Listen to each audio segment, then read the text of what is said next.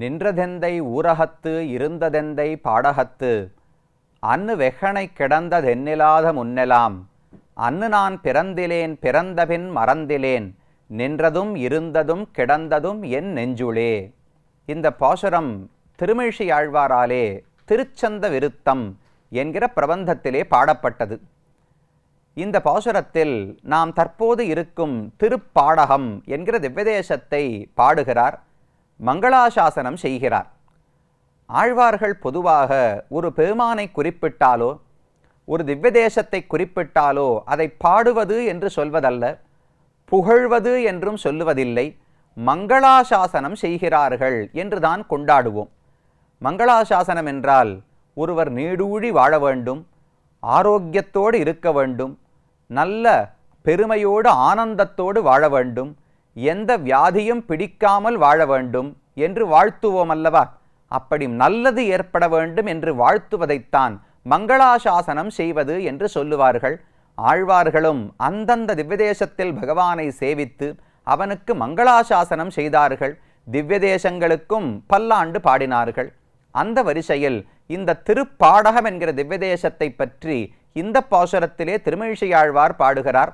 மொத்தம் 4 ஆழ்வார்கள் இந்த பெருமானையும் ஊரையும் பற்றி பாடியிருக்கிறார்கள். பூதத்தாழ்வார், பேயாழ்வார், திருமிழிசையாழ்வார், திருமங்கையாழ்வார் என்று மொத்தம் 4 ஆழ்வார்கள். அதில் பூரத்தாழ்வார் ஒரு பாசுரம் பாடினார், பேயாழ்வார் ஒரு பாசுரத்திலே குறிப்பிடுகிறார், திருமிழிசையாழ்வாரும் திருமங்கையாழ்வாரும் 2 இடங்களிலே பாசுரங்களிலே குறிப்பிடுகிறார்கள். ஆக மொத்தம் 6 பாசுரங்கள்.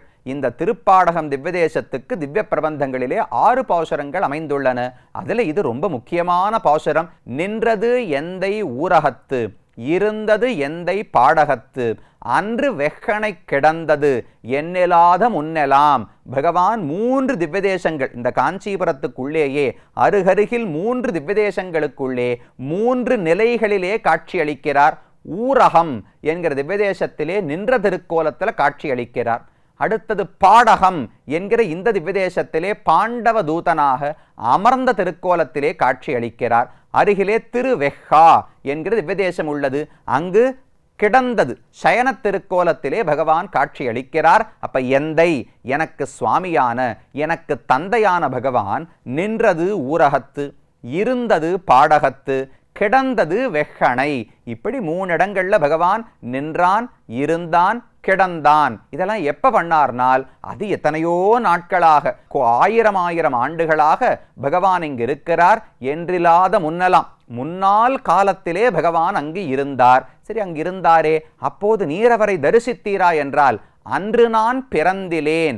ஆழ்வார் சொல்லுகிறார், பகவான் எப்போது அந்த திவ்யதேசங்களில் நித்தியவாசம் பண்ணாரோ அங்கிருந்து அருள் பாலித்துக் கொண்டிருந்த போது நான் பிறக்கவே இல்லை என்று ஆழ்வாருடைய கூற்று.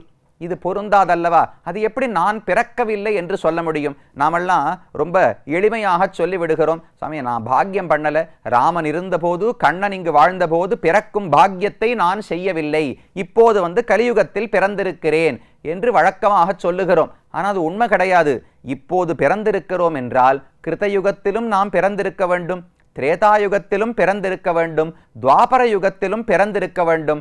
அப்ப ராமன் இந்த பூவுலகத்தில் இருக்கும்போது நாமும் ஏதோ ஒரு பிறவி எடுத்திருப்போம். அது என்ன, செடி கொடியா இருந்தோமா, விலங்காக இருந்தோமா, மனுஷனாக இருந்தோமா, தேவனாக இருந்தோமா, ராட்சசனா அசுரனா, எந்த பிறவி என்று நமக்கு தெரியாது. ஆனா கண்டிப்பா அந்த காலத்திலும் ஆத்மா பிறந்து கொண்டுதானே இருக்கிறார். பிறக்காமல் ஆத்மா இருந்த காலமே கிடையாது.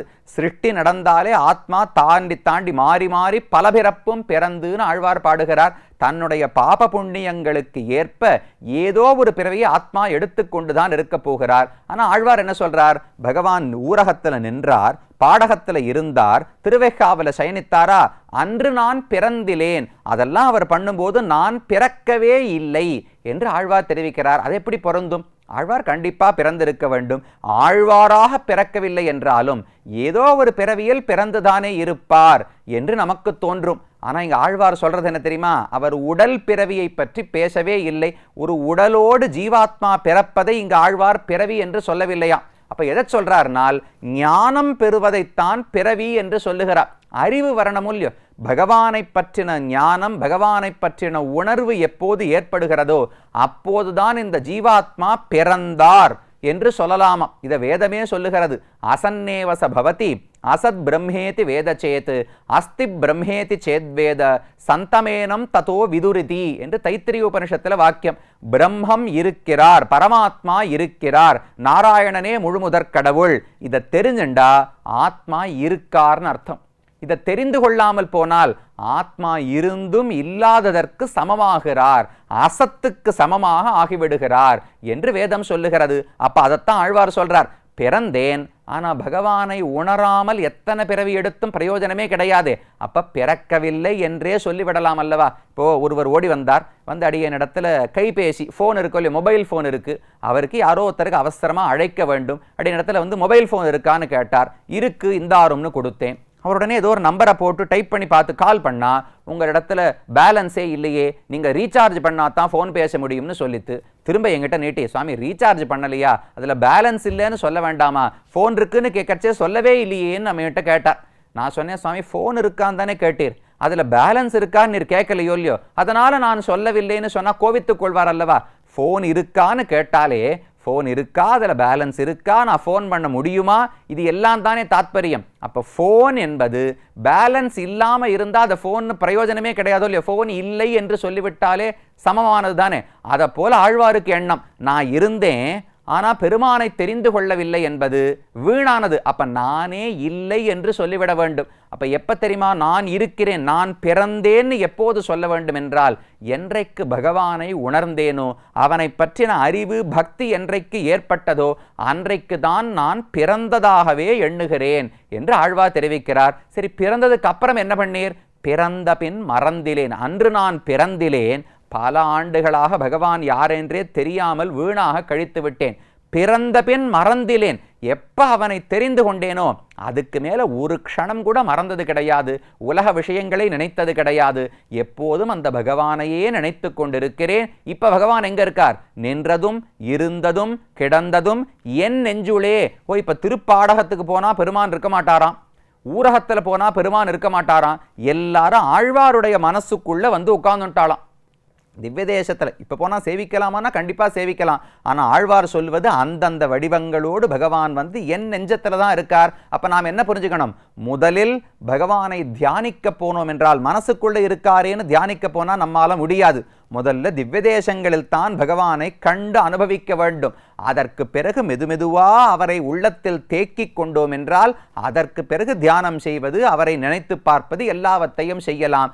அப்படி 3 திவ்ய தேசங்களை பாடும்போது இருந்ததெந்தை பாடகத்து, பெருமான் எந்தை எனக்கு தந்தையான சுவாமியானவர் பாடகத்திலே இருந்து சேவை சாதிக்கிறார் என்று திருமிழிசையாழ்வார் மங்களாசாசனம் செய்தார். பூதத்தாழ்வார் உத்து வணங்கி தொழுமின் உலகேழும் முத்தும் விழுங்கும் முகில்வண்ணன் பத்தி பொருந்தாதான் மார்பிடந்து பூம் பாடகத்துள் இருந்தானை ஏத்துமென் நெஞ்சு. பகவான் பூம் பாடகம், அழகான புஷ்பங்கள் நிறைந்த பாடகத்தில் இருக்கிறாரே, அவரைத்தான் என்னுடைய நெஞ்சு புகழப் போகிறது. உற்று வணங்கி தொழுமேன். அந்த பகவான் நன்னா தெரிஞ்சுக்கோங்க, அவரை வணங்க வேண்டும், அவரை தொழ வேண்டும். இதுதான் உங்களுக்கு நன்மை பயக்கும். பாடகத்து எம்பெருமானை சேவிப்பதே நன்மை என்று பூதத்தாழ்வார் பாசுரம். பேயாழ்வார் பாடினார், சேர்ந்த திருமால் கடல் குடந்தை வேங்கடம் நேர்ந்த என் சிந்தை நிறை விசும்பு வாய்ந்த மறை பாடகம் அனந்தன். வரிசையா பகவான் இருக்கக்கூடிய இடங்கள் பார்க்கடல்ல இருக்கார், வைகுந்தத்தில் இருக்கார், பக்தர்கள் மனசுக்குள்ள இருக்கார், வேங்கடத்தில் இருக்கார், பாடகத்திலே இருக்கிறார் என்று பேயாழ்வாரும் பாடகத்தை குறிப்பிடுகிறார். கடைசியாக திருமங்கை ஆழ்வாருடைய பாசுரம், கல்லார் மதில் சூழ் கச்சி நகருள் நச்சி பாடகத்துள் எல்லா உலகும் வணங்க இருந்த அம்மான். கல் ஆர் மதில் சூழ், நல்ல கற்களாலே ஏற்படுத்தப்பட்ட திண்மையான மதில்கள், அந்த மதில்களாலே சூழப்பட்ட கச்சி நகருள், காஞ்சி, அதைத்தான் கச்சின்னு தெரிவிக்கிறார். திருக்கச்சி என்கிற காஞ்சிபுரம் நகரத்துக்குள்ளே நச்சி, நச்சுதல்னு சொன்னா ஆசைப்படுதல்னு அர்த்தம். பகவான் ஒன்றும் தேவையில்லாமல் ஆசையில்லாமல் இங்கு வந்து கோவில் கொள்ளவில்லை, தான் ஆசைப்பட்டு தன் பக்தன் ஜனமேஜயனுக்காக வந்து காட்சியளித்தார் அல்லவா. அப்ப நச்சி பாடகத்துள் எல்லா உலகும் வணங்க இருந்த அம்மான். பகவான் வந்து இங்கு இவ்வளவு பெரிய திருமேனியோடு இருந்தால் உலகம் அனைத்தும் வந்து சேவிக்கிறது, இவரை வணங்கி உஜ்ஜீவனம் அடைகிறது.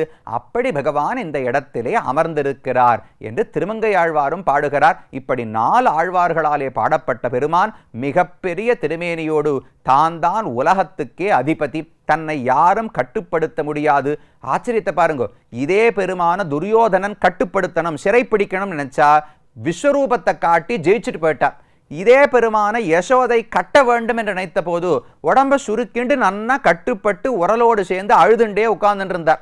என்ன சுவாமி, ஒருத்தர யசோதை கட்டி விடுகிறாள், துரியோதனால கட்ட முடியவில்லையே, என்ன மர்மம் என்றால் பக்தியோடு போனால் கட்டிவிடலாம், விரோதத்தோடு போனால் கட்ட முடியாது. இது பகவானுக்கு இருக்கும் இயற்கை. அதை இந்த ஊரிலே காட்டுகிறார் பிள்ளை பெருமாள் ஐயங்கார். தன்னுடைய 108 திருப்பதி அந்தாதியிலே இந்த ஊரை பற்றி பாடும்போது தெரிவிக்கிறார், தவம் புரிந்த சேதனரை சந்திரன் ஆதித்தன் சிவன் பிரமன் இந்திரனாச் செய்கை உவந்து திருப்பாடகம் மருவும் செங்கண்மால் தன் மார்பு இருப்பாள் தகவுரையால் என்று தெரிவிக்கிறார். பகவானை குறித்து சேத்தனர்கள், அதாவது ஜீவாத்மாக்கள் பதவிதமான தவங்களை செய்கிறார்களோ இல்லையோ, தவம் புரிந்த சேத்தனரை, ஒருத்தர் தவம் பண்றார் எனக்கு அக்னி பகவானை போல பெருமை வேண்டும் என்று, இன்னொருத்தர் தவம் பண்றார் எனக்கு சூரிய பதவி வேண்டும் என்று, மற்றொருத்தர் தவம் செய்கிறார் நானே இந்திரனாக ஆக வேண்டும் என்று. இப்படி அவரவர் ஒவ்வொரு ஆசையோடு தவங்களை செய்கிறார்களோ இல்லையோ, அந்த பயனையெல்லாம் யார் வழங்குகிறார்கள்? ஒருத்தர் இந்திரனாக போகணும், ஒருத்தர் பிரம்மாவாகணும், ஒருத்தர் அக்னி ஆகணும், ஒருத்தர் சூரியன் ஆகணும்னா இந்த பயனை யார் வழங்குவார்கள் என்றால் கண்டிப்பா பகவான் நாராயணன் தான் வழங்க வேண்டும். அகம்ஹி சர்வயஜ்ஞானாம் போக்தாச்ச பிரபுரேவச்ச என்று கண்ணனே பகவத்கீதையில சொல்றார். யார் எந்த யாகம் பூஜை தவம் செய்தாலும் அது அனைத்தும் என்னை குறித்துத்தான் செய்யப்படுகிறது, அவரவர்களுக்கு வேண்டிய பயனை நான் தான் வழங்குகிறேன் என்று கண்ணனுடைய கூற்று. அப்ப ஒரு சேத்தனன், ஒரு ஜீவாத்மா பகவானை நோக்கி தவம் செய்தான் என்றால் அவனுக்கு என்னென்ன பதவி கொடுக்கிறார்? தவம் புரிந்த சேத்தனரை சந்திரன் ஆதித்தன் சிவன் பிரமன் இந்திரனாச் செய்கை. அப்ப பார்த்துக்கோங்க, இதெல்லாம் பதவிகள். சிவன் என்பது ஒரு பதவி. இன்னைக்கு ஒரு ஜீவாத்மா சிவனா இருப்பார், பல 1000 ஆண்டுகள் கழிச்சு இன்னொருத்தர் வரலாம், பல லட்சம் ஆண்டுகள் கழிச்சு இன்னொருத்தர் வரலாம். பிரம்மா ஒரு பதவி, இந்திரன் ஒரு பதவி, அதே போல அக்னி ஒரு பதவி. இதெல்லாம் பதவிகள். அந்த பதவிக்கு வெவ்வேறு ஜீவாத்மாக்களை யார் நியமிக்கிறார்கள் என்றால் எல்லாம் பகவான் தான். உவந்து திருப்பாடகம் மருவும் செங்கண்மால், உவந்து ஆசையோடு ஆழ்வார் நச்சு என்று பாடினாரே, ஆனந்தமா ஆசைப்பட்டு பகவான் வந்து திருப்பாடகம் மருவும் செங்கண்மால், திருப்பாடகத்துல பொருந்தி இருக்கார். ஏன்னா ஒரு பெருமாள் நின்று கொண்டு இருக்கிறார் என்றால் கிளம்பி போயிடுவாரோன்னு பயமா இருக்கும். உட்கார்ந்து கொண்டு விட்டார்னா போவதாக இல்லைன்னு கொஞ்சம் நம்பிக்கையோடு இருக்கலாமோ இல்லையோ, அதான் மருவுன்னு தெரிவிக்கிறார். அமர்ந்து கொண்டு இங்கிருந்து நான் போவதாக இல்லை, உங்கள் அனைவரையும் கைபிடித்து அழைத்து கொண்டுதான் செல்லுவேன் என்கிற உறுதியோடு பாடகத்தில் இருக்கிறார். அந்த மருவும் செங்கண்மால் சேத்தனர்களுக்கு அவரவர் ஆசைப்பட்ட பயனை கொடுக்கிறாரோ இல்லையோ, ஆனா தானா கொடுக்க மாட்டாராம். எப்ப தெரியுமா கொடுப்பார்? தன் மார்பிருப்பாள் தகவுரையாலே. பெருமானுடைய மார்பல மகாலட்சுமி தாயார் இருக்காளே, அவள் சிபாரிசு செய்து இந்த ஜீவாத்மா நல்லவன், இவன் தவம் செய்கிறான், இவனுக்கு இந்திர பதவியை கொடுக்க வேண்டும், இவனுக்கு சந்திர பதவி கொடுக்கணும், இவனுக்கு செல்வம் கொடுக்கணும், இவனுக்கு மோட்சம் கொடுக்க வேண்டும். இது அனைத்தையும் மகாலட்சுமி தாயார் தான் சொல்லுவாளாம். எதுக்கு தெரியுமா? மார்பிலேயே இருக்கா. மார்பிலே இருந்து சொன்னா காதுல சீக்கிரம் கேட்டுடுமோ இல்லையோ. மனைவி பக்கத்தில் இருந்து பேசுறதை விட காதுக்குள்ளேயே வந்து பேசினா எப்படி இருக்கும்? அதை போல மார்பிலேயே அமர்ந்து கொண்டு இவனுக்கு இன்னென்ன பயனை கொடுக்க வேண்டும், அருள் புரிய வேண்டும் என்று பிராட்டி சொல்லுவாளாம். அதை கேட்டு கேட்டு பாண்டவதூதனான எம்பெருமான் அவரவர்களுக்கு பயன்களை வழங்குகிறார் என்று பிள்ளை பெருமாள் ஐயங்காருடைய அனுபவம். இப்படி பெரிய திருமேனியோடு காஞ்சிபுரத்திலேயே பாண்டவதூதன், எங்கேயும் வடக்கெல்லாம் போக வேண்டாம், நமக்காக இங்கேயே வந்து காட்சி அளிக்கிறார். அவரையும் சேவித்து கொண்டு விடை பெறுவோம்.